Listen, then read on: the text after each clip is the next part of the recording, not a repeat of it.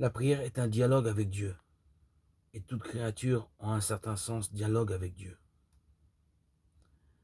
Chez l'être humain, la prière devient parole, invocation, chant, poésie. La parole divine s'est faite chair, et dans la chair de tout homme, la parole retourne à Dieu dans la prière. Les paroles sont nos créatures, mais elles sont aussi nos mères, et d'une certaine mesure, elles nous façonnent. Les paroles d'une prière nous font traverser sans danger une vallée obscure. Elles nous dirigent vers des prairies vertes et riches en eau, nous font festoyer sous les yeux de l'ennemi, comme nous l'enseigne le psaume 23. Les paroles naissent des sentiments, mais le chemin inverse existe aussi. Celui par lequel les paroles modèlent les sentiments. La Bible éduque l'homme à faire en sorte que tout ait lieu à la lumière de la parole, que rien d'humain ne soit exclu, censuré. La douleur en particulier est dangereuse si elle reste cachée, enfermée en nous.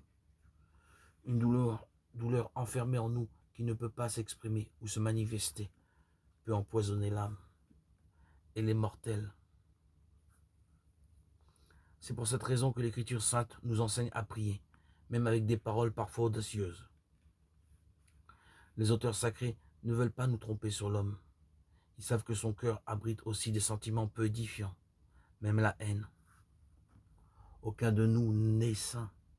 Et quand ces mauvais sentiments frappent à la porte de notre cœur, nous devons être capables de les désamorcer par la prière et par les paroles de Dieu.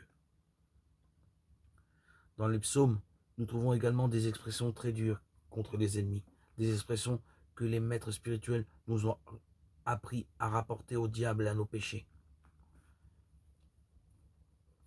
Pourtant, ce sont des mots qui appartiennent à la réalité humaine et que l'on retrouve dans les Saintes Écritures.